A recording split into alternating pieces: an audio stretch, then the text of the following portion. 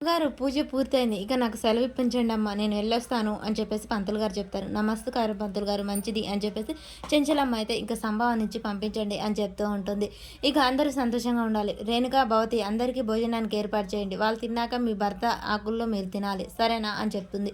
సింధూర చేతిలో పూలు పెట్టి అమ్మ సింధూర, నువ్వు మళ్ళీ వచ్చే సంవత్సరం కల్లా నీ భర్తతో కలిసి పూజ చేసుకోవాలి. సరేనా అని చెప్పేసి దేవునికి దండం పెట్టుకో అని చెప్తుంది. చంటి నువ్వు కూడా దండం పెట్టుకో. నువ్వు ప్రేమించిన అమ్మాయి నీకు భార్యగా రావాలి అని చెప్పేసి ఇక అందరూ అలా అనగానే సంతోషంగా దండం పెట్టుకుంటూ ఉంటారు. సరే అమ్మగారు అని సంటి చిగ్గుపడుతూ ఉంటాడు.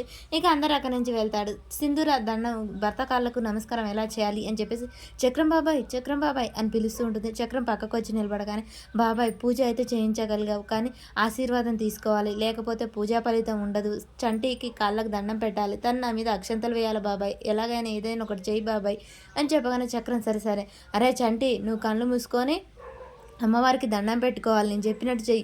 ఎందుకంటే నువ్వు అమ్మవారి మీద అక్షంతలు వేసి మనస్ఫూర్తిగా దండం పెట్టుకుంటే నువ్వు కోరిక నెరవేరుతుందట, నాకు ఇందాకనే అమ్మగారు చెప్పారు అని చెప్పగానే ఇక రవిబాబు దొరికింది ఛాన్స్ అన్ని అక్కడ ఉన్న అక్షంతల ప్లేట్ తీసుకొని మొత్తం అమ్మవారి మీద పోస్తూ ఆ దండం పెట్టుకొని అక్కడి నుంచి వెళ్ళిపోతాడు. ఇక సింధూర చంటి దండం పెట్టుకొని అక్షంతలు వేసే టయానికి అమ్మవారి పక్కన కూర్చుంటుంది. అక్షంతలు వెళ్ళి సింధూర తల మీద అయితే పడతాయి. ఇక ఎలాగైనా తన కాళ్ళకు నమస్కరించాలి అని చెప్పేసి చంటి నువ్వు కళ్ళు తెరవకూడదు అని చెప్పేసి చక్రం చెప్తూ ఉంటాడు. సింధూర లేచి అమ్మవారికి దండం పెట్టుకొని ఇక చంటి పక్కన వెళ్ళి నిలబడుతుంది. అలా చంటి అమ్మవారికి మనస్ఫూర్తిగా తను ప్రేమించిన అమ్మాయి భార్యగా రావాలి అని చెప్పేసి దండం పెట్టుకుంటూ ఉంటాడు.